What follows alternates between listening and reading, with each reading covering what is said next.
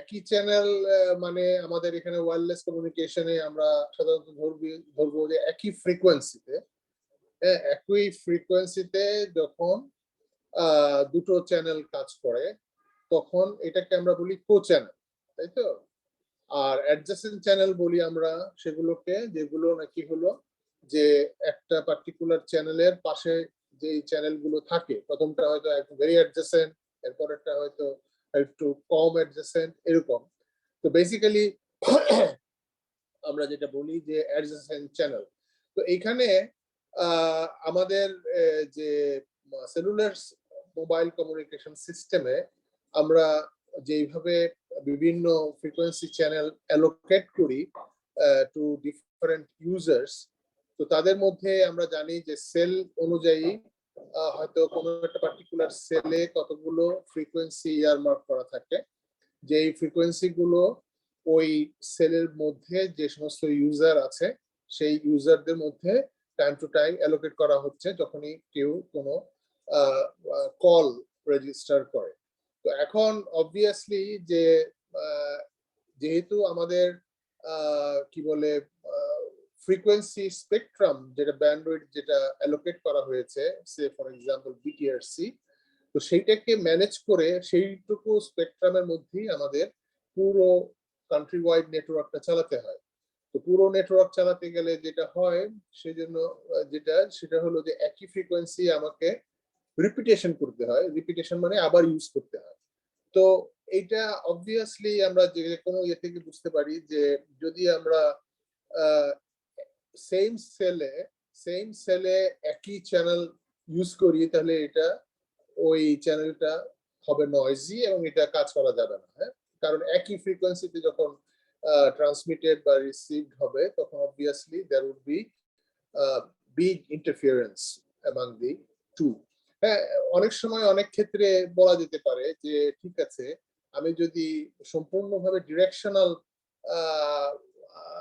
কি বলে বিম ইউজ করি, তো সেই ক্ষেত্রে আমরা হয়তো একটা বিমের মধ্যে যে ফ্রিকোয়েন্সিটা ইউজ করেছি হয়তো আরেকটা বিম যেটা নাকি কমপ্লিটলি ডিফারেন্ট ডিরেকশনে সেইখানে আমরা ইউজ করতে পারি। কিন্তু যেটা হলো যে স্টিল কো চ্যানেল ইন্টারফিয়ারেন্স যেটা হয় সেটা করার জন্য, সেটা থেকে মানে অব্যাহতি পাওয়ার জন্য আমাদেরকে যেটা করতে হয় যে সেম সেলে তো নাই, ইভেন অ্যাডজাসেন্ট সেল যেগুলো আছে সেই সমস্ত সেলেও আমরা সেম ফ্রিকোয়েন্সি চ্যানেল ইউজ করতে পারি না যতক্ষণ না আমরা কোনো একটা পার্টিকুলার থ্রেশহোল্ড ভ্যালু অ্যাটেইন করব। তার মানে আমাদের যে সি ওভার আই বা সিগন্যাল টু ইন্টারফিয়ারেন্স রেশিও যেটা আমাদেরকে মিনিমাম মেনটেন করতে হবে, সেই মিনিমামের মধ্যে যখন আমরা পৌঁছে যাব তখন আমরা সেইটা আর ইউজ করতে পারবো না। মানে আমাদের ওই মিনিমামের উপরে যদি হয় ইন্টারফিয়ারেন্স বা যদি সিগন্যাল স্ট্রেংথ যদি বেশি হয় তাহলে হয়তো আমরা ইউজ করতে পারবো। আর অ্যাডজেসেন্ট চ্যানেল অবভিয়াসলি যে আমরা যে পার্টিকুলার চ্যানেলের যে ব্যান্ডউইথ, সেই ব্যান্ডউইথের বা স্পেকট্রাম যেটা দেওয়া আছে, তো সেই স্পেকট্রামে অবভিয়াসলি এটাকে আমরা একটা আইডিয়াল চ্যানেল হিসাবে যদি দেখি তাহলে ধরতে পারি যে এটা একটা জাস্ট মানে পিওর রেক্টাঙ্গেল বা পিওর স্কোয়ার ওয়েভের মতো ব্যান্ডউইথটা। তো সেইখানে এই জাস্ট 0 to 1 বা 1 to 0 যে ফ্রিকোয়েন্সি গুলো, সেই ফ্রিকোয়েন্সিতে এক্স্যাক্টলি আমার চ্যানেল কাট অফ করা যায় না। সুতরাং আমরা অ্যাডজাসেন্ট চ্যানেল থেকে যখন কোনো চ্যানেলকে আমরা সেফগার্ড করতে চাই তখন সেখানে আমাদেরকে ফিল্টার ইউজ করতে হয়। তো এখন ওই ফিল্টার ইউজ করলে ফিল্টারের যে ক্যারেক্টারিস্টিক্স আমরা জানি যে there is a rise time and fall time in the two edge of the frequency. তো সেইটাকে আমরা মেনটেন করতে গেলে দেখা যায় যে অ্যাডজাসেন্ট চ্যানেল যেটা আছে সেটার কিছুটা অংশ ওভারল্যাপড হয়ে যায়। তো যেই জায়গাটা ওভারল্যাপ হয় অবভিয়াসলি সেই ফ্রিকোয়েন্সি জায়গাগুলো ইন্টারফারেন্স ক্রিয়েট করে। তো এই যে দুটো যে ক্রাইটেরিয়া, একটা হলো কো চ্যানেল ইন্টারফারেন্স আর একটা হলো অ্যাডজেসেন্ট চ্যানেল ইন্টারফারেন্স, এগুলোকে আমরা কিভাবে ম্যানেজ করা হয় তার আমরা জানি, এবং সেখান থেকে যে আন্ডারস্ট্যান্ডিং গুলো আসে সেটা হলো যে আমাদের যে ক্লাস্টারিং অফ সেলস, যে এক একটা ক্লাস্টার হিসাবে, সে ফর এক্সাম্পল আমার যদি 3টা গ্রুপ থাকে, তাহলে 1 নাম্বার 2 নাম্বার 3 নাম্বার 3টা গ্রুপ দিয়ে আমি একটা সেলুলার ক্লাস্টার তৈরি করলাম, মানে যেমন 3টা সেল, ওই 3টা সেলের যে ক্লাস্টার সেটাকে আমি আবার রিপিট করব from the next boundary level. তো ওইভাবে করে করে এই 3টা সেলের ক্লাস্টার দিয়ে আমি আমার পুরো এরিয়াটাকে হয়তো আমি চেষ্টা করব যে কভার করার জন্য। তো এই ক্লাস্টারের মধ্যে যেটা হচ্ছে যে ক্লাস্টারের মধ্যে আমি আমার যে ফ্রিকোয়েন্সি গুলো বা যে ব্যান্ডউইথ আমাকে অ্যালোকেট করা আছে ওর মধ্যে থেকে আমার প্রত্যেকটা চ্যানেলের জন্য এমন ভাবে আমি ইউজ করব যেন ওই ক্লাস্টারের মধ্যে রিপিটেশন না হয়, কারণ রিপিটেশন হলে আমার কো চ্যানেল ইন্টারফারেন্স হওয়ার সম্ভাবনা আছে। তো বেসিক্যালি কো চ্যানেল যে ব্যাপারটা এবং অ্যাডজাসেন্ট চ্যানেল যে ব্যাপারটা,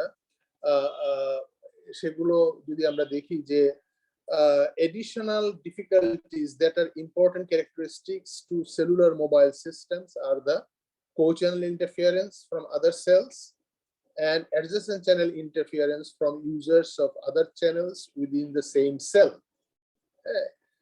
যেমন সে ফর এক্সাম্পল একটা যদি আমরা বলি যে ঠিক আছে আমার অ্যাডজাসেন্ট চ্যানেল ইন্টারফারেন্সের জন্য আমি যদি বলি যে একটা চ্যানেল হলো আমার সাপোজ 100 থেকে 105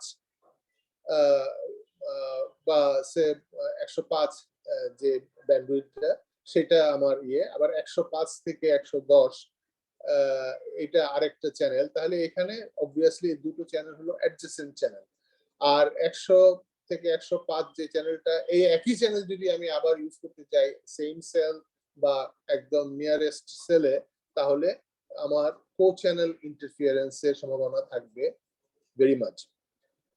তো এই যে দুটো ক্যারেক্টারিস্টিক্স অফ ডিজাইন, যেটা অ্যাডজেসেন্ট চ্যানেল আর কো চ্যানেলের উপরে বেস করে, these two characteristics are the main component for cell coverage and frequency planning.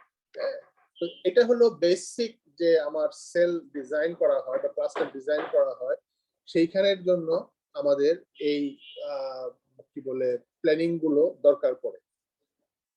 তোমরা আরেকটা জিনিস আমি এর আগেও বলেছি আমাদের প্রিভিয়াস ইয়েতে, যে দুই রকমের ইন্টারফারেন্স বা দুই রকমের এনভায়রনমেন্টস এর মধ্যে কাজ করা হয় মোবাইল কমিউনিকেশনে। একটাতে হলো যে আমরা বলি যে নয়েজ লিমিটেড সিস্টেম, আরেকটাকে বলি ইন্টারফারেন্স লিমিটেড সিস্টেম।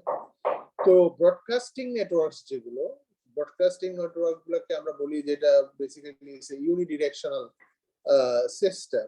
তো সেইখানে এই নেটওয়ার্ক গুলো হলো নয়েজ লিমিটেড। তার মানে ওখানে কি হয় যে ফর এক্সাম্পল একটা পার্টিকুলার এরিয়া বা পার্টিকুলার ডিস্টেন্স পর্যন্ত আমাদের ব্রডকাস্ট যে নেটওয়ার্ক আছে, সে ফর এক্সাম্পল টিভি নেটওয়ার্ক বা রেডিও ব্রডকাস্টিং নেটওয়ার্ক, সেগুলো কভার করে। তো সেগুলো যদি কভার করে তাহলে সেই কভারেজের পরিধিটা কত দূর পর্যন্ত হবে এটা ডিপেন্ড করবে যে যখন at the edge of the boundary, যখন আমাদের সিগন্যাল টু নয়েজ রেশিও বা C/N রেশিও ক্রস করবে। তার মানে আমাদের যদি C/N যে যত ডিবি বা যত ভ্যালুতে বলা আছে যে এটা হলো মিনিমাম আমাদেরকে প্রোভাইড করতে হবে, তাহলে সেইটা করতে গেলে আমরা দেখব যে কতদূর পর্যন্ত আমাদের signal power stronger than the noise আছে, এমন ভাবে যে তাদের রেশিওটা আমার সেই পার্টিকুলার ভ্যালু থেকে বেশি অথবা কম। তো ওই যেই সিস্টেমে আমরা এই জাতীয় নেটওয়ার্কের ইউজ লিমিট মেনটেন করতে পারি স্যাটিসফ্যাক্টরিলি, সেইটাকে আমরা বলি নয়েজ লিমিটেড সিস্টেম। মানে এটা নয়েজটা লিমিট করছে কতটুকু পর্যন্ত আমি কভার করতে পারবো ওই একটা central say for example broadcasting station থেকে। তো সেই জন্য এটা হলো নয়েজ লিমিটেড। আর যেখানে কি বলে আমাদের এই noise limited boundary of coverage area for a single transmitter is found at radius where the signal to noise ratio falls below some threshold. আমি হয়তো এটা বললাম যে থ্রেশহোল্ডটা হতে হবে C/S বা C/N অথবা S/N। তোমরা তো ওইটা তো আমি তোমাদেরকে বলেছি এর আগেও যে সি আর এস এর মধ্যে পার্থক্যটা কি, এটা মনে আছে তোমাদের? ক্যারিয়ার টু নয়েজ আর সিগন্যাল টু নয়েজ বলতে আমরা কি মিন করি, কেউ কি বলতে পারবে?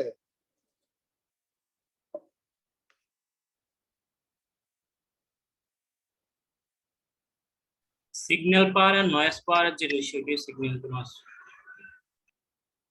হ্যাঁ, আর আরেকটা C/N যদি বলি। বুঝিনি কি বললেন? C/N আর S/N, তুমি যেটা বললা সেটা হলো S/N, আর C/N টা কি?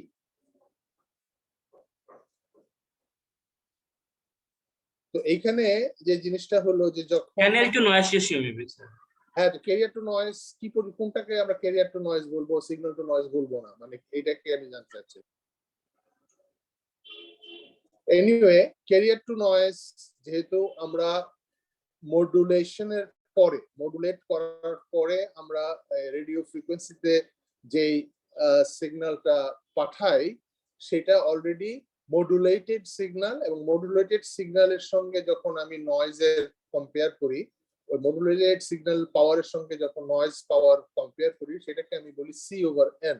তার মানে রিসিভার যেখানে আমি রিসিভ করছি থ্রু দ্য অ্যান্টেনা, ওই পর্যন্ত সেটা হলো যেটা থাকে সেটা হলো C/N, আমরা সাধারণত বলি ওইটাকে।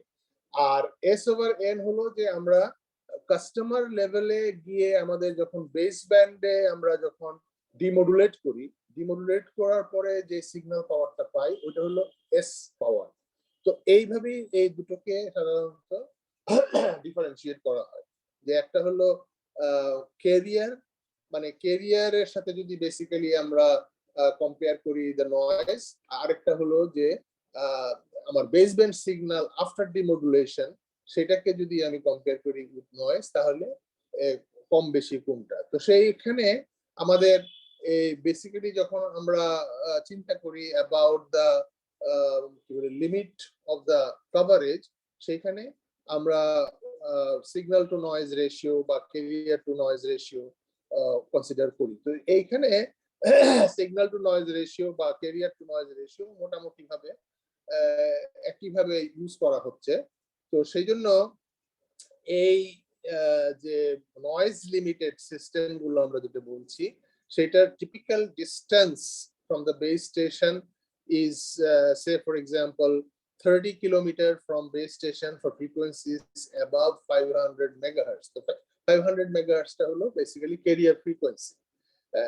তো এইটাকে যদি আমরা ধরি তাহলে আমাদের একটা মার্জিন রাখতে হয় for fading conditions about 20 to 40. So to ensure that the required level of received signal will be achieved even at the deepest of fades due to multipath propagation. তো এই ট্রান্সমিটারে যেটা করা হয় বেসিক্যালি ব্রডকাস্টিং নেটওয়ার্কে, যে high power ট্রান্সমিটারস use করা হয় which are enough power to achieve large fade margin. Fading তো তোমরা জানো যে মাঝে মাঝে যে ড্রপ করে signal power due to shadowing or movement, and এটা হতে পারে প্রায় 20 to 40 dB পর্যন্ত। তো এইখান থেকে আমরা যদি দেখি যে সেলুলার সিস্টেমটা হলো অন দ্য আদার হ্যান্ড আর ইন্টারফিয়ারেন্স লিমিটেড। হ্যাঁ, তো ইন্টারফিয়ারেন্স লিমিটেড কথাটা হলো যে যেহেতু আমার ওখানে অনেকগুলো ইউজার আছে যারা একটা মানে বেসিক্যালি ডুপ্লেক্স সিস্টেমের মধ্যে চলছে, তো এই ডুপ্লেক্স সিস্টেমের দুদিক থেকে যেহেতু সিগন্যালের ট্রান্সমিশন এবং রিসেপশন হচ্ছে, তো সেইখানে আমার এই কো চ্যানেল ব্যাপারটা, কো চ্যানেল ইন্টারফিয়ারেন্স এবং অ্যাডজেসেন্ট চ্যানেল ইন্টারফিয়ারেন্স, এই ব্যাপারগুলো চলে আসছে।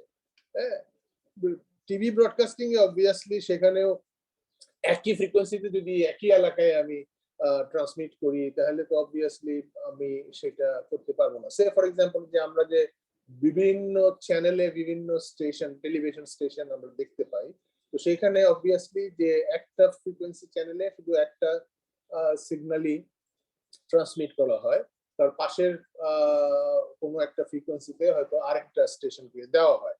তো ওইখানে হচ্ছে আমার বেসিক্যালি নয়েজ লিমিটেড সিস্টেম। আর ইন্টারফিয়ারেন্সটা হলো যে আমরা যেটাকে বলছি যে কো চ্যানেল ইন্টারফিয়ারেন্স বা অ্যাডজেসেন্ট চ্যানেল ইন্টারফিয়ারেন্স, সেখানে হলো যে এই একই ফ্রিকোয়েন্সির চ্যানেল অথবা পাশাপাশি ফ্রিকোয়েন্সির চ্যানেল যদি আমরা ইউজ করি, তো সেখানের কারণে এটা আমাদের ইন্টারফিয়ারেন্স ক্রিয়েটেড হয়। এইটা যদি একটা গিভেন লিমিটের নিচে নেমে যায় তাহলে আমাদের অবভিয়াসলি ওইটা অ্যাকসেপ্ট করা যাবে না, ওরকম একটা সিস্টেম।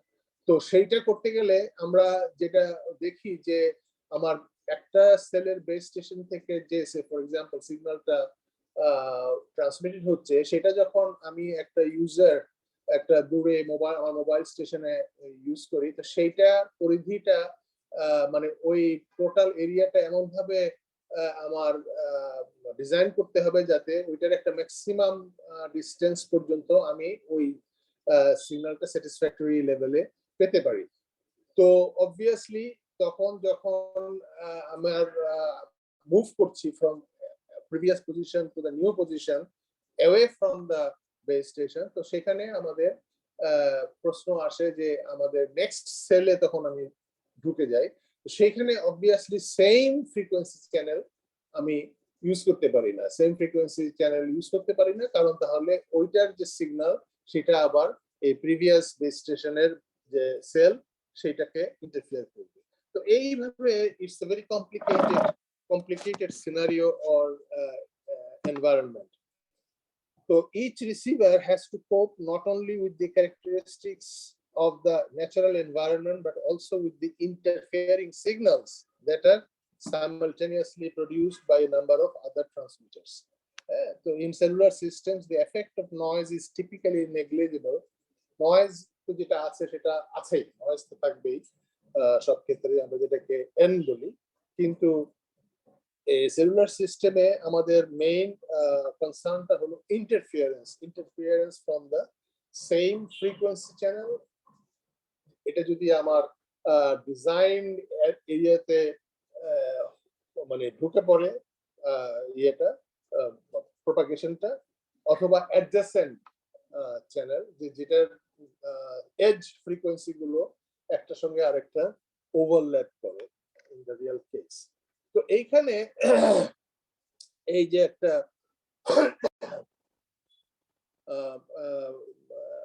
মানে একটা উদাহরণ দেখতে পাচ্ছি যে একটা হেক্সাগোনাল সেল, মানে তোমরা অবশ্যই জানো যে হেক্সাগোনাল সেল বলতে এটা তো কমপ্লিটলি হেক্সাগোনাল না, basically we are trying to have a circular that is মানে মোট কথা আইসোট্রপিক টাইপ অফ রেডিয়েশন, সব দিকে একই ধরনের পাওয়ার হবে in the very general case. তো সেই ক্ষেত্রে সার্কুলার এরিয়াটা হলো আমাদের প্রয়োজন, কিন্তু সার্কুলার এরিয়া দিয়ে যদি আমি সেল করতে যাই তাহলে দেখা যায় যে দেয়ার আর গ্যাপস অথবা ওভারল্যাপস। সেটাকেই আমরা হয়তো দেখা যায় যে এমন একটা সিস্টেম দিয়ে সার্কেলের সঙ্গে আমরা করতে পারি যাতে আমাদের সেলগুলো কন্টিগুয়াস হয়। কন্টিগুয়াস মানে একটার সঙ্গে আরেকটা কোনো ওভারল্যাপিং হয় না, কিন্তু পাশাপাশি আমার কোনো খালি জায়গাও থাকে না। সেইখানে hexagon is a very good choice. হ্যাঁ, ছয়টা বাহু যেটা আছে সেটা is a very good choice because it is close to the circular বলে ভিউ বা সার্কুলার এরিয়া। আবার the geometry is also very easy because all the sides are same and on the sides and radius distance are also same in that way. তো এইভাবে আমরা যেটা বলি, তো এখানে আমরা দেখতে পাই যে অ্যাকচুয়ালি আমরা হেক্সাগোনাল সেল যদি আমরা তৈরিও করি, সেখানে হেক্সাগোনাল সেলের জন্য বেসিক্যালি আমরা যে কভারেজটা পাই, এখানে এই কভারেজটা আমরা দেখতে পাচ্ছি যে একটা গুড সিগন্যাল দেখাচ্ছে for sale A from a base station, যে ইয়েলো ইয়েগুলো প্যাচেস গুলো আছে সেগুলো। তো এই ইয়েলো প্যাচেস গুলো হলো যেখানে গুড সিগন্যাল, হ্যাঁ, ভালো কভারেজ আছে। আর মাঝে মাঝে যে সাদা যে গ্যাপ গুলো আছে সেই গ্যাপ গুলো হলো basically bad signal due to different obstructions and different propagational problems, হ্যাঁ, ওই সমস্ত জায়গাগুলোতে আমাদের signal condition would be not good. তো এইটা হলো আমাদের জেনারেলি যে আমরা এমন ভাবে সেলটা ইউজ করব বা সেলের যে এরিয়াটাকে আমরা করব সেটা হলো যে সেল এরিয়া ছোট করতে চাই। অনেক সময় ছোট করলে আমার কভারেজটা বেটার আসবে হয়তো। ফর এক্সাম্পল এই যে সেলটাকে যদি আমি ছোট করে আনি তাহলে হয়তো দেখা যাচ্ছে যে আমার ইয়েলো প্যাচ গুলো, মাঝখানে যে বড় ইয়েলো প্যাচ সেটা দিয়ে মোটামুটি ভাবে পুরো এরিয়াটাই আমার ইয়েলো হবে। আবার বড় করতে চাই অনেক সময় যাতে আমার কোনো পার্টিকুলার এরিয়া যেন বাদ না পড়ে ইন দ্যাট ওয়ে। তো সেখানে হয়তো বা কিছু মিডিয়াম কোয়ালিটি এরিয়াও থাকতে পারে। তো এই যে আমরা সিনারিওটা দেখলাম, তো এই সিনারিওটার মধ্যে এটা হলো আমার normal kind of A cellular mobile communication সিস্টেমের একটা সিনারিও, যেভাবে আমাদের এই কভারেজ সেলগুলো একটার পর একটা সাজানো হয়েছে। কিন্তু broadcasting scenario has little in common with the mobile communication scenario. In the broadcasting scenario, the requirement is simply to deliver a strong signal to many receivers, all tuned to the same frequency channel and with no capability to transmit back, because it is a unidirectional, we can say simplex system in that way. যে আমরা broadcast করছি সেটা only received by receivers up to a desirable distance area. দেখতে পাচ্ছ তো তোমরা? জি sir. হ্যাঁ, তো তোমরা বুঝতে পারছো তো কিছুটা আমি যেটা যেটা বলছি? হ্যাঁ, জি স্যার। কোনো প্রশ্ন থাকলে কিন্তু করবে, তাহলে তো আমি বুঝতে পারবো না। So in the broadcasting scenario case, the requirement is simply to deliver a strong signal. Or in the mobile communication scenario case, a relatively small number of users are active in any one cell, and all mobiles need to transmit back to the central base station. যেটা বললাম যে ওখানে more or less duplex communication prevail করে, especially say for example যে voice system যদি হয় তো এটা ডুপ্লেক্স সিস্টেম, কারণ তুমি পাঠাচ্ছ ইয়ে করছো। ইভেন ডেটা ট্রান্সমিশনও সেখানেও ডুপ্লেক্স সিস্টেম আসে, কারণ এটা তুমি আপলোড করছো বা ডাউনলোড করছো।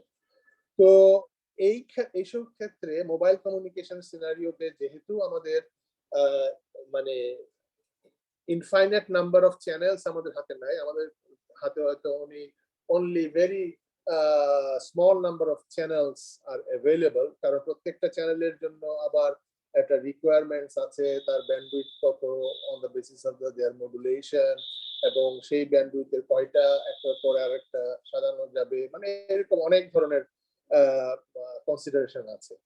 তো মোবাইল কমিউনিকেশন সিনারিওতে আমরা যেটা পাই যে এটা ডুপ্লেক্স কমিউনিকেশনের সিনারিও আনতে পারি, এবং আরেকটা হলো যেহেতু there are not infinite number of channels, it requires the reuse of frequency channels at different geographical areas. Reuse করতে হবে।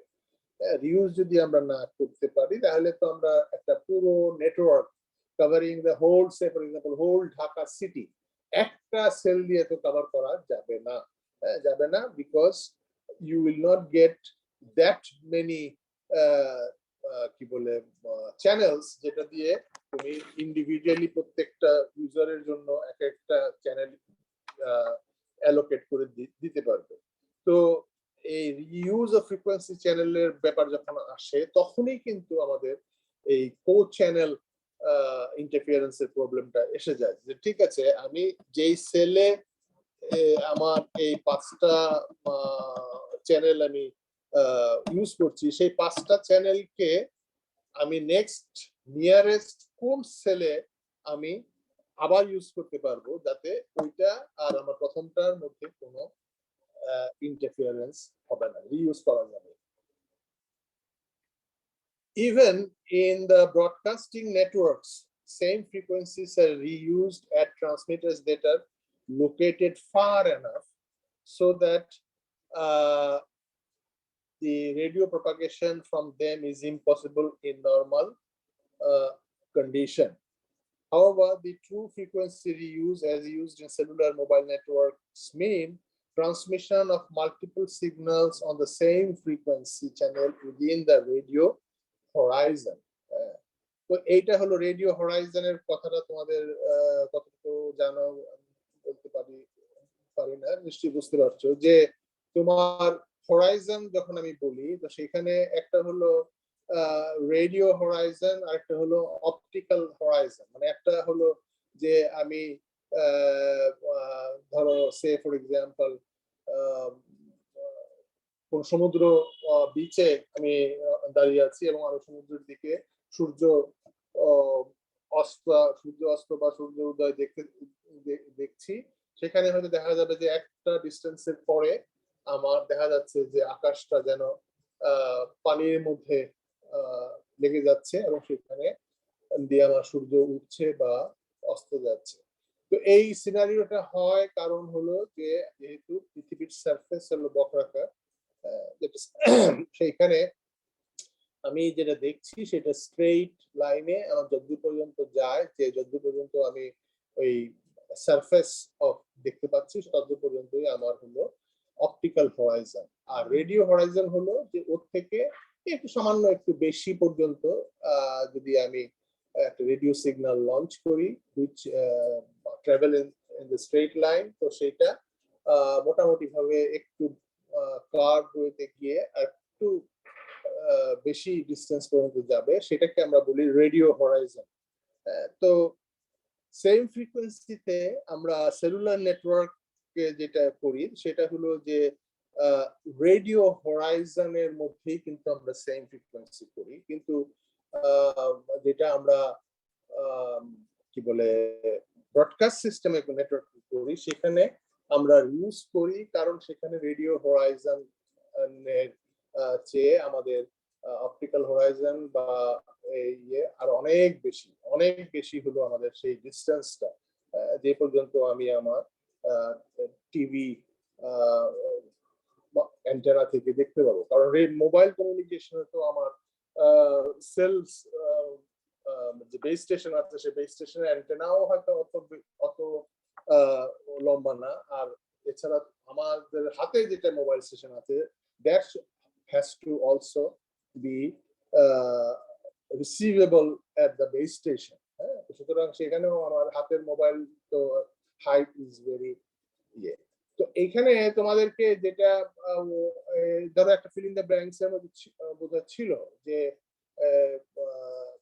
ইয়েটা একটা মোবাইল হ্যান্ডসেট নিয়ে কি বলে একটা একতলা বাড়ির ছাদে যদি তুমি ওয়ান স্টোরি বিল্ডিং এর উপরে যদি থাকো তাহলে তোমার ট্রান্সমিট মানে মোবাইল অ্যান্টেনার হাইট কত হবে, আর মাটিতে যদি থাকো তো অবভিয়াসলি সেটা হলো হাইট। তো এখানে তোমরা একটা চিন্তা করো, এই জিনিসটার উত্তরটা কিন্তু অনেকটা ওরকম হবে যে একটা মানুষের হাইট যতটুকু তার যে মানে আমরা যেখানে মোবাইল হ্যান্ডসেটটা ধরছি আমাদের কানে, তো সেইখানে তার height from the surface of the earth ওইটা হলো আমার হাইট অফ দ্য অ্যান্টেনা। আর সেখানে যদি আমি একতলা বাড়ির ছাদে যাই তাহলে একতলা বাড়ির ছাদ মানে হলো সে অ্যাবাউট 3 মিটার বা 10 ফিট, রাইট? তাহলে সেখানে আমার মোবাইল স্টেশনের যে হাইটটা সেটা হবে অ্যাবাউট 10 ফিট বা 11 ফিট, এইরকম হাইট হবে আমার মোবাইল স্টেশনের, কারণ সারফেস টু হাইটটা হলো ওখানে। তো ওইটাই হলো আনসার, যদিও তোমরা ওই আনুপাতিক যে ডিপেন্ডেন্সটা আছে HM মোবাইল ইয়েটা ওইটা ওইভাবে দিয়েছো, কিন্তু অ্যাকচুয়াল ফিগারটা তোমরা কিছু বলো না। যেহেতু তোমাদের সবাই জানা উচিত এই ধরনের জিনিস, যে একটা একতলা বিল্ডিং এর হাইট কত বা একটা তিনতলা বিল্ডিং এর হাইট কত, এই এই জিনিসগুলো নর্মালি যে রেগুলার হাইট হয় সেই জিনিসগুলো তোমাদের একটু খেয়াল রাখতে হবে। তো এখানে যেটা হলো যে true frequency reuse are used in cellular networks. সেখানে transmission of multiple signals on the same frequency channel within the radio horizon. If two adjacent cells are transmitting on the same channel, there is a large interference zone in the area where the two cells meet. This interference zone is characterized by nearly balanced signal levels from both transmitters, making reliable communication impossible. তো এইটা যে যদি আমরা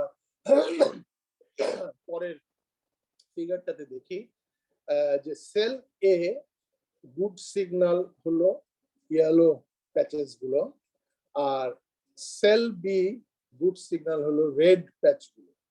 এখানে আমরা দেখতে পাই যে adjacent দুটো সেল, যদি যে দুটো সেল আছে সেই সেলের যে রেডিয়েশন বা যে coverage area, they are contiguous, but একটা পার্টিকুলার ডিরেকশনে দেখা যায় যে তারা they are overlapping with the basically the yellow patch. তার মানে ইয়েলো প্যাচ এবং red patches are overlapping in particular position, যেখানে নাকি দুটো সেল কি বলে মিট করছে, বড় দুটো সেলের যে বাউন্ডারি দেখানো হচ্ছে সেইটা। তো এটাকে বলা হচ্ছে ambiguous handover zone, ambiguous handover zone. তার মানে এখানে কিন্তু নরমালি যেটা হওয়ার কথা, যে সে ফর এক্সাম্পল ইয়েলো প্যাচের মধ্যে আছে, যেই মুহূর্তে সে রেড প্যাচের দিকে চলে যাবে, তো সেখানে দেখা যাবে যে আমাকে হ্যান্ডওভার করে দেওয়া হবে রেড প্যাচের দিকে। কিন্তু এখানে যেহেতু অ্যাম্বিগুয়াস হ্যান্ডওভার, মানে অ্যাম্বিগুয়াস মানে আমি ঠিক সিস্টেম বুঝতে পারছি না যে অ্যাকচুয়ালি তাকে কোন দিকে সে আসছে বা কোন দিকে সে যাচ্ছে, এবং তাকে হ্যান্ডওভার কিভাবে করা হবে। মানে হ্যান্ডওভার করতে গেলে তো পাশের ইয়েতে তাকে আরেকটা ফ্রিকোয়েন্সি দিতে হবে, কিন্তু সেটা তো সে বুঝতে পারছে না এখানে, যদি আমরা বড় সেল এরিয়া গুলো কনসিডার করি। তাহলে এই যে দেখা যাচ্ছে যে যদি আমরা এটাকে সেল সাইজ গুলো ছোট করে আনি, ছোট করে আনলে দেখা যাবে যে একটা পার্টিকুলার এরিয়াটা হয়ে যাচ্ছে আমার অ্যাম্বিগুয়াস হ্যান্ডওভার জোন। মানে ওটা তো ওখানে কি করব, মানে ওখানে কার কাছে দিব আমি, যেহেতু ওটা কভারেজ আমার রেডিও নাই, ইয়েলোতেও নাই। তো এই যে ব্যাপারগুলোই আসলে problem is with frequency reuse. The depth of fades in cellular environment can be as much as 40 dB.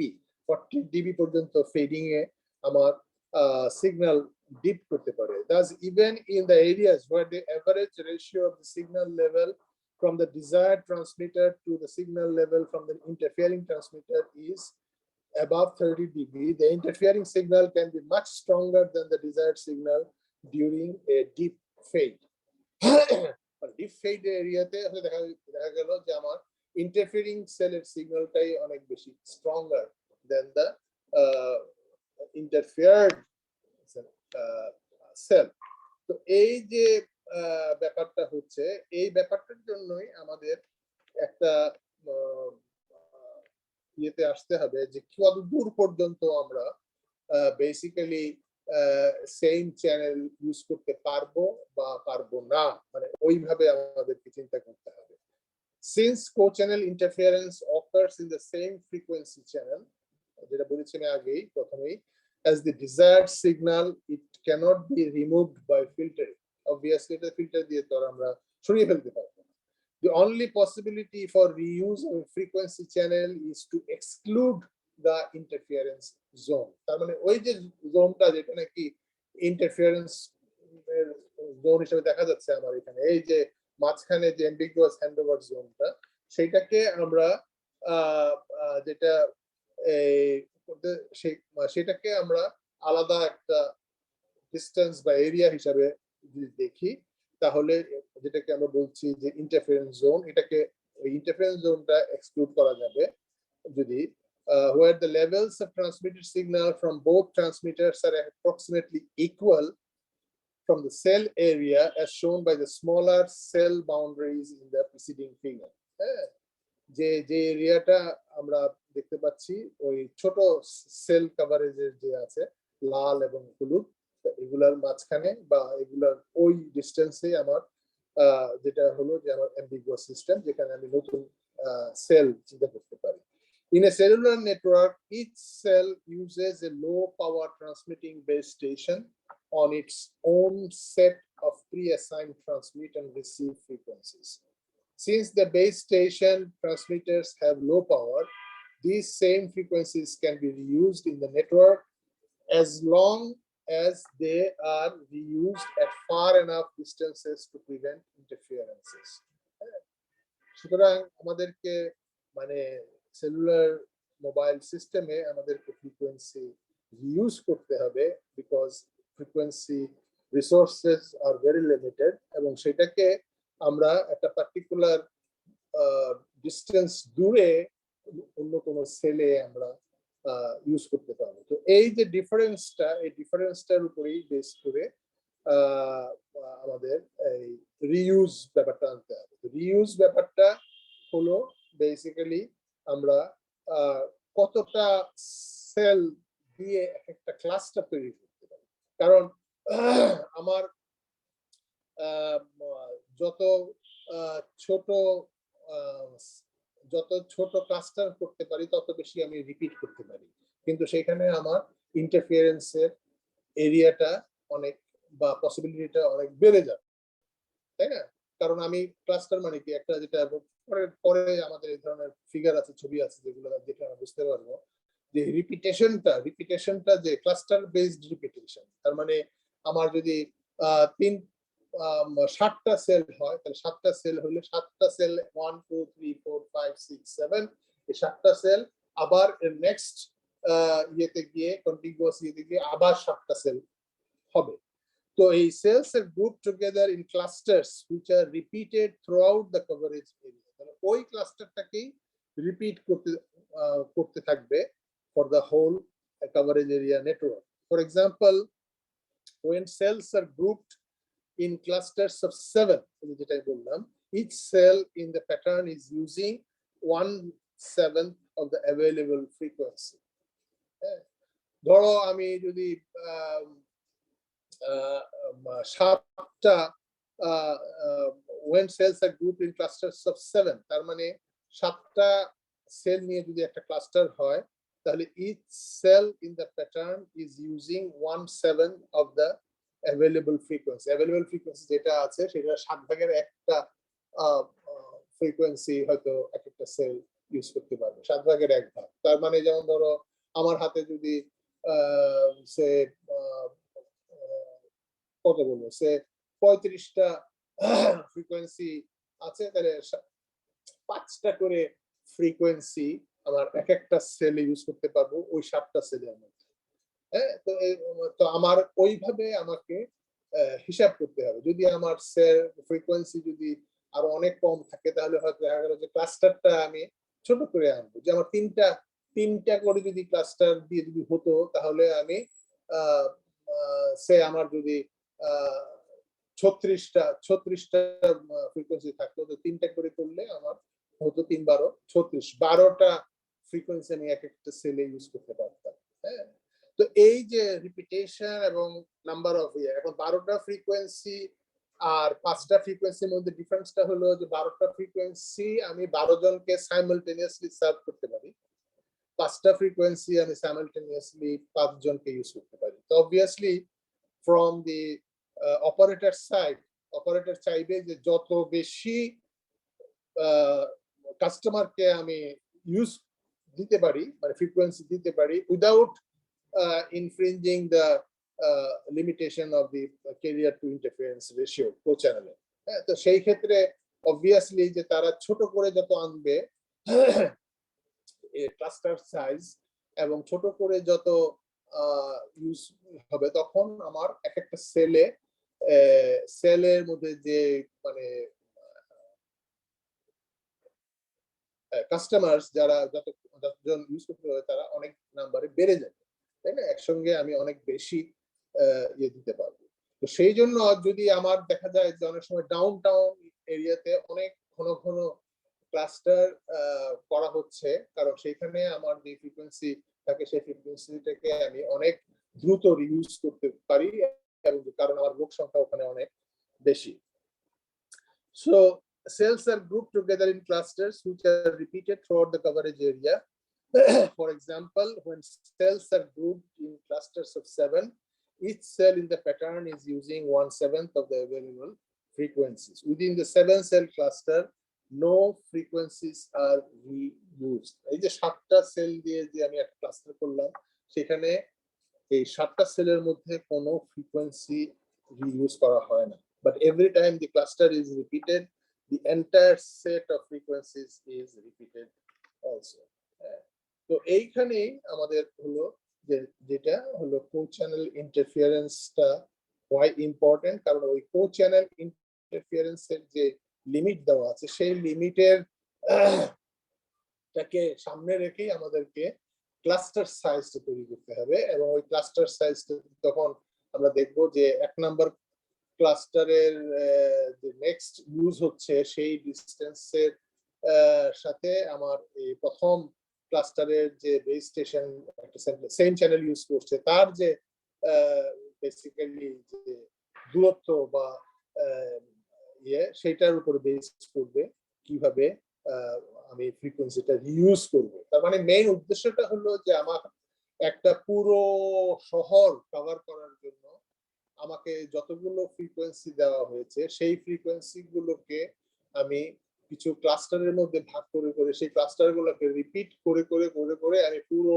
Dhaka শহরটাকে কভার করব। তো সেইটাকে হলো যে এই যে ফ্রিকোয়েন্সি রিইউজ যে করব, সেটা করতে গেলে তাহলে আমাকে কি প্যাটার্নে রিইউজ করব উইদাউট কি বলে সিগন্যাল বিং ইন্টারফেয়ার্ড স্ট্রংলি, মানে তার মানে আমার ক্যারিয়ার টু ইন্টারফারেন্স রেশিওটা কমে যাচ্ছে, তো সেইখানে obviously আমার লিমিটেশনটা আসবে। The frequency reuse is one of the most important design challenges in cellular networks. The base stations of the cellular network should be located as near to each other as possible to maximize the number of simultaneous users. But not so close that the co-channel interference results in unacceptable speech quality. যে obviously তুমি একদিকে যদি কিছু সুবিধা করতে চাও তাহলে আরেক দিকে তোমাকে পেনাল্টি দিতে হবে। তো আমি যদি ক্লাস্টার সাইজ ছোট করে আনলে আমার যে সিগন্যাল টু ইন্টারফারেন্স রেশিওর যে কো-চ্যানেল ইন্টারফারেন্স যেটা হবে, এফেক্টটা আসবে from the next cluster, neighbouring cluster from the same frequencies, সেটা কমে আসবে। সেটা যদি কমে আসে তাহলে অবভিয়াসলি যে কাস্টমার যারা ইউজ করছে সেই কাস্টমাররা দেখা যাবে যে সাফার করছে। হ্যাঁ, কিন্তু বেশি কাস্টমারকে সাপোর্ট দিতে পারছে বলে অপারেটরের লাভ আসবে ওখানে। সুতরাং বুঝতে পারছো যে অপারেটর চাইবে যত বেশি ফ্রিকোয়েন্সি রিউজ বা রিপিটেশন করতে পারি, and also to increase the number of operators and users of those frequencies. আর কাস্টমারদের পয়েন্ট থেকে আসবে যে যত ভালো আমি শুনতে পাই বা যত ভালো আমার রিসেপশন হয় between the base station and mobile station, সেইটাকে ইয়ে করা। The reuse distance, for example, distance between co-channel cells D is an important parameter because it determines the reuse pattern within the cellular network. তো এইটাকেই আমরা যেটা দেখতে পাই যে specifically কতগুলি assumption ধরা হয়েছে এখানে, just to show what would be the reuse distance. সেখানে কতগুলি অ্যাজাম্পশন গুলোর মধ্যে যেমন আছে যে all co-channel base stations have same transmitter power. এটা তো অবভিয়াসলি একটা সিম্পল অ্যাজাম্পশন করা হচ্ছে। আদতে বা বাস্তবে হয়তো সেটা একটু কম বেশি থাকবেই, depending on the size of the cells. কোনটা হয়তো একটু বড় একটু ছোট এই ধরনের থাকতে পারে। তো এটাকে একটা এভারেজিং আউট করে এটা করা হচ্ছে অল কো চ্যানেল বেস স্টেশনস। হ্যাঁ, অল কো চ্যানেল তার মানে একই ফ্রিকোয়েন্সি ইউজ করছে যে বেস স্টেশন গুলো, তাদের মধ্যে যেন সেম ট্রান্সমিটার পাওয়ার হয়। The path loss is proportional to d to the power -4। তার মানে এখানে আমার n হলো 4, n হলো 4, যেটা n ইকুয়াল টু 2 যদি হয় সেটা হলো ফ্রি স্পেস প্রপাগেশন, আর n ইকুয়াল টু 4 মানে হলো যে আমার বেসিক্যালি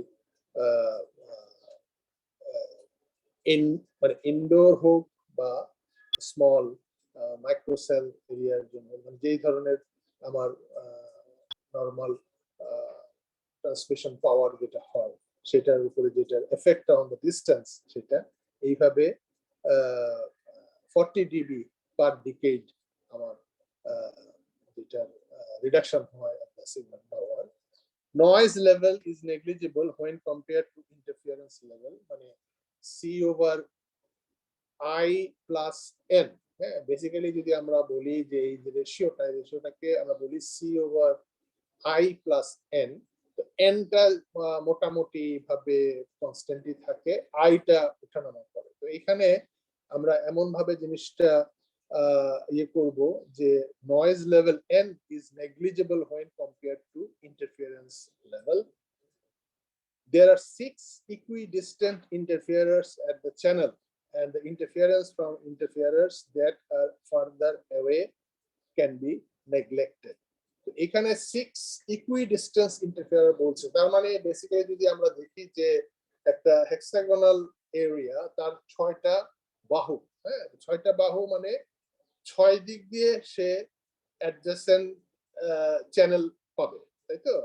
তাহলে ওই চ্যানেলগুলো দিয়ে ওইভাবে যদি আমি আমার কো চ্যানেল বের করতে যাই, তাহলে দেয়ার উইল বি 6টা বাহুর জন্য 6টা ইকুইডিস্টেন্ট interferers থাকবে at channel, and the interference from interferers that are further away can be neglected. এটা পরে আমরা দেখব যখন ডায়াগ্রামটা দেখা যাবে।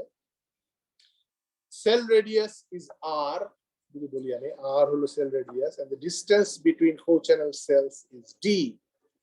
তাহলে এই co-channel interference on basis of the following figure আমরা এখানে দেখতে পাই যে এইখানে আমার মাঝখানে সেলটা, যে সেলটা যদি আমি কনসিডার করি, সেইখানে আমি দেখতে পাচ্ছি যে এটার 6টা বাহুর সাথে মিলে ইনফ্যাক্ট 6টা আবার ইকুইডিস্টেন্ট সেল আছে, যেগুলো থেকে মোটামুটি ভাবে সেম ডিস্টেন্স দূরে একটা মোবাইল স্টেশন আছে বা একটা বেস স্টেশন আছে। হ্যাঁ, তো ওই যে ডিস্টেন্সটা যেটা আছে মানে যেখানে সেখানে, তার মানে এই সবগুলো দূরত্বের যে আমার কো চ্যানেল সেলগুলো, সেই কো চ্যানেল সেলগুলো আর ইকুইডিস্টেন্স ফ্রম দ্য সেন্ট্রাল সেল, এটাকে আমরা একটা অ্যাপ্রক্সিমেশনের মধ্যে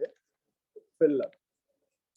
তো এই অ্যাপ্রক্সিমেশন থেকে যদি আমি জেনারেলাইজ করতে চাই, তোমরা দেখতে পাচ্ছ তো? জি sir.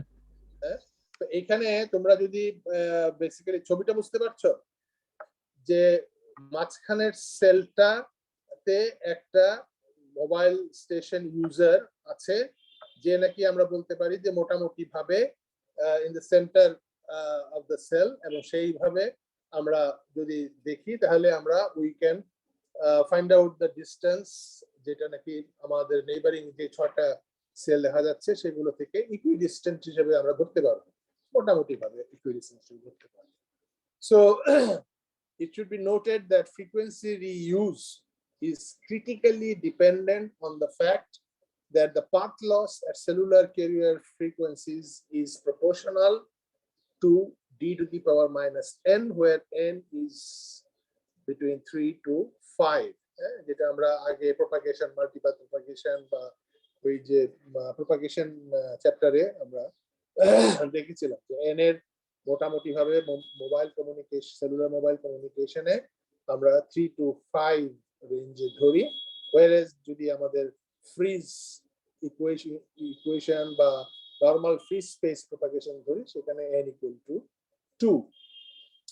If we would have only the free space path loss, which is proportional to d to the power minus 2, the assumption that interference from the interferers which are further away than the first tier of 6 equidistant interferers can be neglected would not be justified. আমরা কি করছি, আমরা just প্রথম টায়ারে যে সেলগুলা দেখছি ওই সেলগুলা থেকেই আমরা শুধু ইন্টারফিয়ারিং ডিসটেন্সটা কনসিডার করছি, কিন্তু যদি এবং আমরা বলছি যে এর পরের ইয়েতে signal strength would fall so rapidly যে ওইটা আমার কো চ্যানেল ইন্টারফারেন্স হিসাবে এফেক্ট করবে না। n to the power যদি আমার -4 হয়, সে ফর এক্সাম্পল 40 ডিকেড ড্রপ, 5 হলে তো 50 ডিকেড ড্রপ, 3 হলে 30 ডিকেড ড্রপ, আর n2 যখন তখন হলো 20 ডিবি ড্রপ। তো এই n2 তে যদি হয় তার মানে হলো যদি আমি n2 টা ধরি তাহলে কিন্তু আমার ক্যানট এই যে প্রথম টায়ারের 6টা ইকুইডিস্টেন্ট ইন্টারফিয়ারার শুধু যদি ধরি এরপরের ইয়েটা মানে সেলুলার সেলস গুলোর ইন্টারফিয়ারেন্স থেকে, তাহলে এটা জাস্টিফাইড হবে না, মানে ওইটা।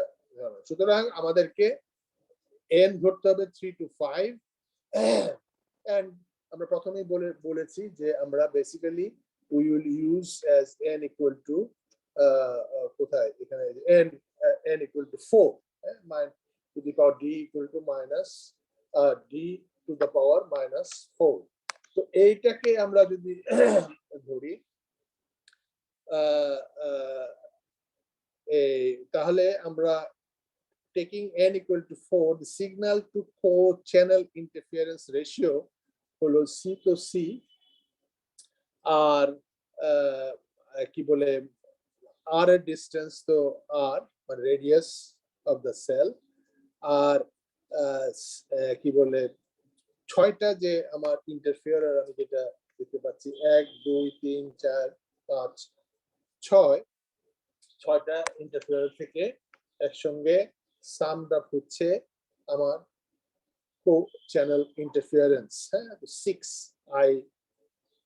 6i, হ্যাঁ, এবং 6i যেহেতু মোটামুটি আমরা ইকুইডিস্ট্যান্ট ধরছি, সুতরাং এটা হলো 6d টু দি পাওয়ার -4, মানে d ডিসটেন্স, যেটা আমি বলতে চাচ্ছি যে আমাদের ইন্টারফিয়ারার ডিসটেন্সটাকে যদি আমরা ক্যালকুলেট করছি, এখান থেকে যদি আমরা বের করি যে হোয়াট ইজ দেন দি, কারণ রেডিয়াস অফ দি সেল আমরা পাচ্ছি, আর এটা জানি আমরা এখানে কত, এটা ডিপেন্ড করে কত আমাদের সেলটা কত বড়, সেই হিসাবে আমরা cell radius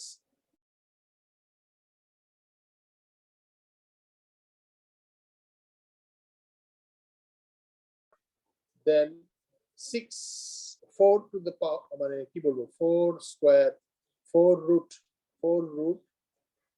6 c over i, মানে যে 6টা c over i এর যে এটা, this relationship is very common, আপনারা অনেক জায়গায় দেখতে পাবে, অনেক রকম ভাবে হয়তো একটু অন্যরকম ভাবে লেখা হতে পারে, কিন্তু এটা হলো বেসিক্যালি যে 6টা ইন্টারফিয়ারের c over i এর যে আমি আছে এটা থেকে যদি 4 রুট আমি কমাই তাহলে এই d এর ডিসটেন্সটা পাওয়া যাবে with compared to r.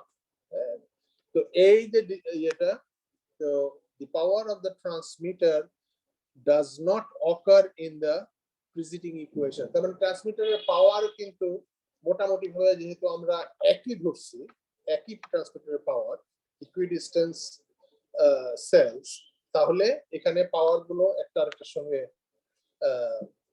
Compute হবে না, কাটাকাটি হয়ে যাবে।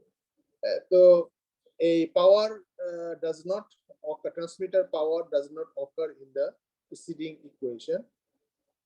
In fact, as long as the transmitted power at every co-channel cell site is the same, any transmitter power can be used without changing the signal to channel interference ratio. For example, acceptable speech quality can be obtained with a C/I ratio of 18 dB in the analog cellular system. এটা একদম initial স্টেজে, তো এগুলো sell কিভাবে design করা হবে বা কিভাবে ক্যালকুলেট করা হবে, এগুলো প্রথম যখন মোবাইল সিস্টেম আসলো এবং মোবাইল টু মোবাইল যে আমাদের ইয়েটা হলো, কি বলে, ইন্টারফারেন্সটা আসলো, তো সেখানে বললো যে আমরা C/I যদি 18 dB ধরি, তাহলে দেখা যাবে যে acceptable speech quality can be obtained in the analog cellular systems with 30 kilohertz channel bandwidth. Channel bandwidth, একটা চ্যানেলের bandwidth যদি 30 kilohertz ধরা হয়. This requirement can be converted into a relation between the cell radius R and the minimum distance between co-channel cells D according to the previous formula, and we can easily calculate that the C/I ratio of 18 dB corresponds to requirement D is greater than 4.4 R. তার মানে reuse ডিসটেন্সটা আমার হতে হবে R যেটা তার 4.4 Times বেশি। তো এইটা হলো একটা thumb rule in the sense যে ফর এই ধরনের ইন্টারফারেন্স রেশিও যদি আমার হয়, তাহলে এখানে আমি সেটাকে ধরতে পারছি। The approximation of 6 equidistant interferers is based on a scheme of regular clustering of hexagonal cells, regular clustering. The basic concept of FDMA, frequency division multiple access, or TDMA, cellular radio, is to divide the allocated radio spectrum into equal width frequency sets and to allocate one set to each base station in a cluster of K base stations until all the bandwidth is used. মানে কে হলো একটা cluster, একটা group. তার মানে যে আমার যে frequency গুলো আছে বা ফ্রিকোয়েন্সি গুলো যেভাবে আমি ইউজ করতে পারি, সেই ইউজের জন্য আমি যদি এফডিএমএ ইউজ করি বা টিডিএমএ, for example in GSM we use টিডিএমএ, time division multiple access.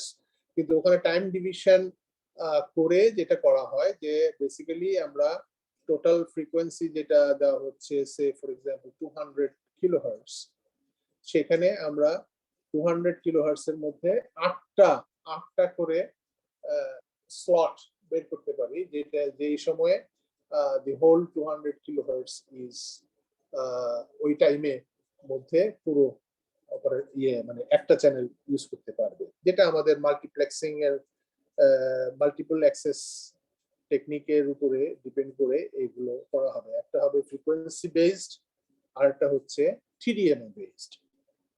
তো সেইখানে আমরা ওইভাবে যদি ভাগ করি, তাহলে যে নাম্বারটা পাওয়া যাবে সেই নাম্বারটা হলো কে। মানে ধরো কে যদি মানে 3 সেল ক্লাস্টার, তাহলে K equal to 3, 7 sell cluster, তাহলে কে ইকুয়াল টু 7, এবং সেইভাবে পুরো ব্যান্ডউইথ এর মধ্যে এইভাবে রিপিটেশনটা আসবে। The number of base stations in a cluster K is called the reuse factor. Number of base stations in a cluster K is a reuse factor. যদি আমি 7টা সেল থাকে বেস স্টেশনে, তাহলে K equal to 7 হলো reuse factor, and it represents the number of distinct frequency sets that are required to cover the entire service area. Conceptually, each base station may be viewed as being located at the center of hexagonal cell. Conceptually যেটা আমরা করেছি যে base stationটা ধরে নিচ্ছি যে এটা located in the center of the hexagonal cell.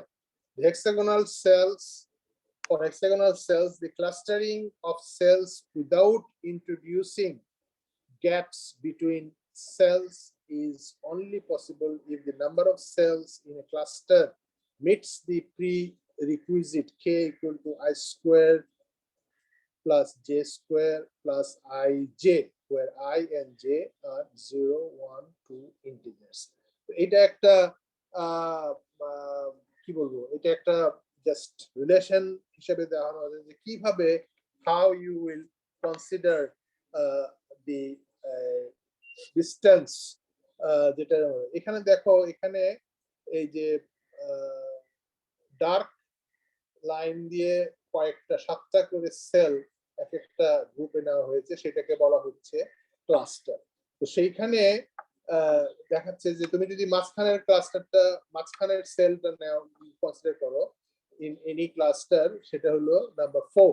তার মানে নাম্বার 4 মানে যে ফ্রিকোয়েন্সিটা, সেই ফ্রিকোয়েন্সিটা কে আমি কিভাবে আবার নেক্সট ক্লাস্টার কে যখন আসছে সেখানে কোন জায়গাতে ইউজ করব, সেইটা করতে গেলে তাহলে এখানে যেটা বলছে যে তুমি আমি 4 থেকে ডান দিকে যদি যাই, 4 থেকে ডান দিকে গেলে 3, 7, এরপরে উপর দিকে উঠলে আবার 4। তোমরা এটা ছবিটা তোমাদের কাছে তো পাঠানো হয়েছে, তোমরা পেয়েছো না 3 নাম্বার? স্যার স্লাইড পাই নাই তো। স্লাইড পাও নাই? অবশ্যই পেয়েছো। না স্যার, স্লাইড পাই নাই স্যার স্যার। এটা এটা দেওয়া দেওয়া হয়নি হয় নাই স্যার। 1 নাম্বার আর 2 নাম্বারটা শুধু দেওয়া হয়েছে আমাদেরকে। 3 নাম্বারটা কোনো এক সময় মনে হয় স্যার ওইটা মেবি এ সেকশন কে দিবেন আপনি। হতে পারে, যাই হোক আমার তো দেওয়ার কথা আর কি, মানে ওটা যদিও আমার তোমাদের পরীক্ষার সময় 1 আর 2 ছিল শুধু। এনিওয়ে, তো এইখানে আমি আজকেই পাঠিয়ে দিব। তো এইখানে তোমরা একটু ভালো করে যদি জিনিসটা দেখো যে এই সে 1 নাম্বারটা কোথায় হবে। তো 1 নাম্বারটা যদি হতে হয় তাহলে দেখো যে কোনো একটা 1 সেল নাম্বার যা আছে 1 এর থেকে যদি একটু ডান মানে সে অ্যাবাউট 30 ডিগ্রি অ্যাঙ্গেল বা 60 ডিগ্রি অ্যাঙ্গেলে 30 ডিগ্রি অ্যাঙ্গেলে যদি তুমি যাও তাহলে দেখবে যে 1 এর পরে আছে 5, 4, তারপরে সেখান থেকে তুমি উপর দিকে যাও তাহলে আবার 1, তাহলে ওইখানে আর এই 1 এর মধ্যে যে ডিসটেন্সটা হবে এটাই হলো আমার reusable distance of the cell. তো এইটাকে এখানে এই একটা রিলেশনশিপ দিয়ে দেখানো হয়েছে, যেটা জাস্ট তুমি যদি I R J any integer হিসাবে ধরো যে আই হলো 0, জে হলো 1, তাহলে এটা আই জে হবে 0, জে হবে 1, তারপর আর আই হবে 0। তাহলে নেক্সট একটা সেল দিয়েই তুমি বেসিক্যালি কি করছো, বেসিক্যালি রিইউজ করছো। সেটা যদি ওই ধরনের কোনো সিস্টেম হয় তাহলে এটা হতে পারে। যেমন আমরা সে ফর এক্সাম্পল যদি সিডিএমএ সিস্টেম দেখি, সিডিএমএ সিস্টেমে তো আমার সবাই একই ফ্রিকোয়েন্সি ইউজ করছে কিন্তু কোডস আর ডিফারেন্ট, তাই তো? সবাই একই ফ্রিকোয়েন্সি ইউজ করলে কিন্তু ওখানেও তো সেল বেস করেই করা হয়। সেল বেস যদি করা হয় তাহলে সেখানে এই মানে 0 হয়তো আসবে একটা ইন্টিজার, বা ওইভাবে 1 হয়তো আসবে। তো এইভাবে এখানে যেমন নিচে একটা বলা হচ্ছে যে k equal to 7 for I equal to 2 and j equal to 1 যদি হয়, তাহলে I equal to 2 and j equal to 1 হলে k হচ্ছে আমার 7। তাহলে 7টা সেলের এটাই এখানে দেখানো হয়েছে যে যে কোনো একটা ডার্ক লাইন দিয়ে যদি আমি একটা বাউন্ডারি দেখি তাহলে সেখানে দেখবো যে ভিতরে হালকা লাইন দিয়ে আমরা যে 7টা করে সেল ওখানে অ্যাকোমোডেট করা আছে। তার মানে 7টা ফ্রিকোয়েন্সিতে আমার 7টা সেল দেখানো হয়েছে। তো সেখানে তার যে নেইবারিং যে ক্লাস্টারটা, প্রত্যেকটা ক্লাস্টারের সাথে যদি আমি আমার ডিস্টেন্স গুলো দেখতে চাই তাহলে দেখবো যে আমি এই 4 থেকে যদি 3, 7, 4, 4 থেকে এদিকে হলো আমার যদি এই তোমার মানে যেদিকে যাও তুমি, হ্যাঁ, তো এখানে হবে যে 4 থেকে যেহেতু কি বলে আমার নিয়ে মানে ইয়েটা হলো কি বলে 3 আর 7, এখানে ওই ডিরেকশনে 4 থেকে যদি ওই ডিরেকশনে যাই 3 আর 7, তাহলে 7 এর পরে আসে মাঝখানে 4, তাহলে ওই 4টা সব প্রত্যেকটার মাঝখানে আসবে 4।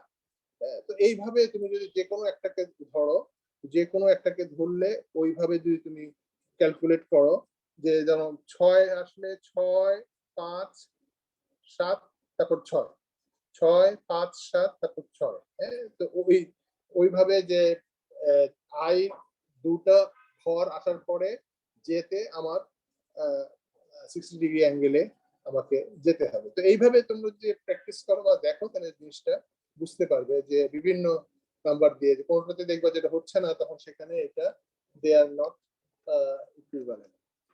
The actual shapes of cells are significantly different from the assumed hexagonal ones. So it obviously এই জিনিসটা তোমাদের মনে রাখতে হবে।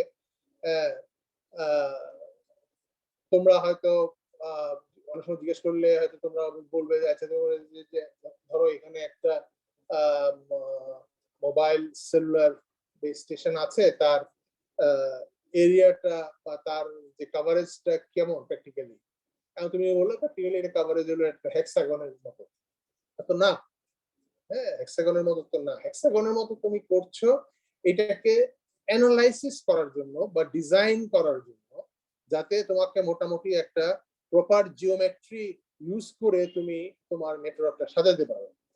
হ্যাঁ, এবং হেক্সাগোনাল আমি তো ইচ্ছা করলে ধরো স্কোয়ার নিতে পারতাম, স্কোয়ার দিয়েও তো আমার কন্টিগুয়াস করা যায়, কিন্তু আমার ইয়েটা হলো যে আমি সব দিকে যদি সমানভাবে যাই তাহলে একটা, যদি আমি omni directional ইয়ে ধরি তাহলে এটা সার্কেল, হ্যাঁ, ইজ দ্য omni directional ইয়ে, যেটা নাকি চতুর্দিকে একই মানে হরাইজন্টাল প্লেনে চতুর্দিকে একই রকম সার্কেলের মতো হবে।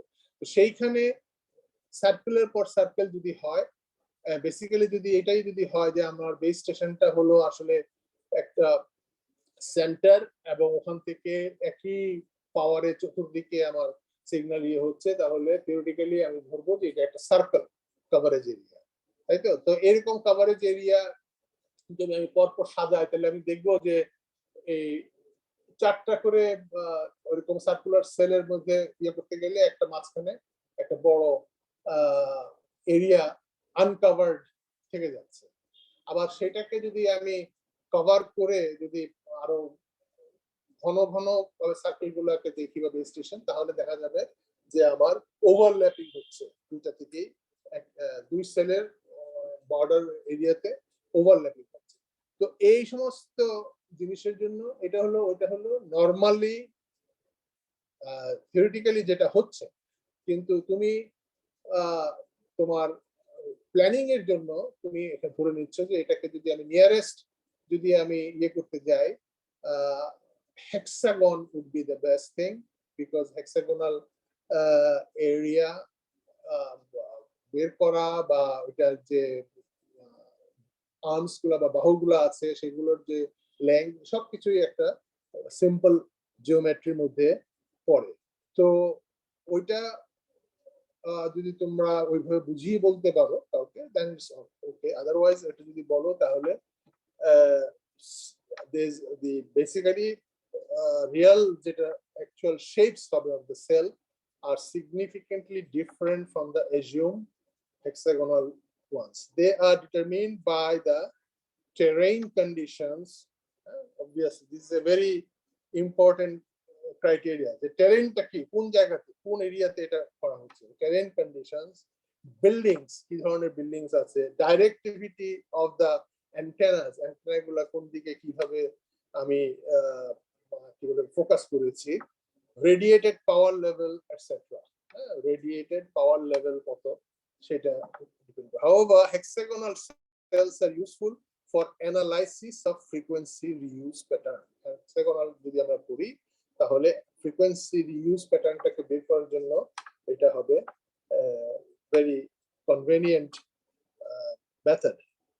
In practical cellular network design, co-channel interference can be reduced by directional antennas, lowered antenna heights, choice of base station locations, and other means. So actual network করার সময় যে co-channel interference-টাকে আমরা অনেকভাবে কম রাখতে পারি যে ডিরেকশনাল অ্যান্টেনাস ইউজ করি। হ্যাঁ, ডিরেকশনাল অ্যান্টেনাস মানে একটা পার্টিকুলার ডিরেকশনে the antenna will be directed, হ্যাঁ, যেটা গেইন হবে maximum in only one direction, main lobe of the antenna. তো এইখানে আর অ্যান্টেনা হাইট যদি কম হয় তাহলে কভারেজ এরিয়াটা কমে আসবে।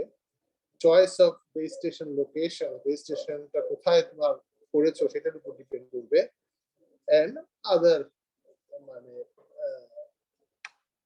প্র্যাকটিক্যাল সিচুয়েশনস এর উপরে মুভ করে। তো এইখানে যেমন ধরো the following figure show clustering of cells for the reuse factor K9, 12 and 13. K9 হলে D আসতেছে 5.2 R। তোমরা এগুলা একটু নিজেরা একটু টেস্ট করে দেখবে যে 12 এর D এগুলো 6 R, 13 এর 6.2 R, এই যে এগুলো একটু তোমরা দেখবে।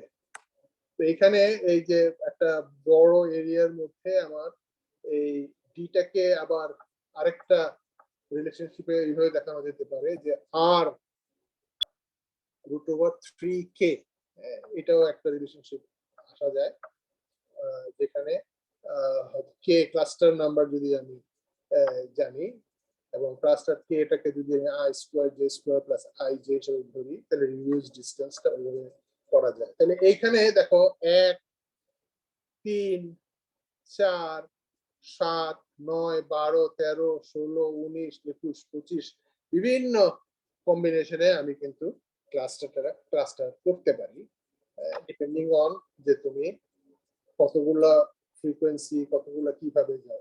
অবভিয়াসলি আমার যদি ক্লাস্টারটা যদি সাইজ হয় একটা 1, তাহলে আমি প্রত্যেক পরপর সেলই আমার নতুন ভাবে ইউজ করতে পারছি, তাই না? সুতরাং from the operators point of view যত কম নাম্বার হবে ক্লাস্টারে তত ভালো, from user point of view যত বড় ক্লাস্টার গ্রুপ হবে তত তার ভালো। তো এইখানে আমরা আজকে রাখি, এখান থেকে হয়তো আমরা দেখবো। ইন দি মিন টাইম তোমাদের তো আবার নেক্সট উইকে আমার সঙ্গে ক্লাস, তো ইন দি মিন টাইম তোমরা কি বলে একটু দেখো, আমি আজকেই তোমাদেরকে এটা পাঠিয়ে দিব, ঠিক আছে? জি স্যার। হ্যাঁ, তো আমি এখন তাহলে একটু রোল কল করি। স্যার আমাদের টিচার ওই ক্লাস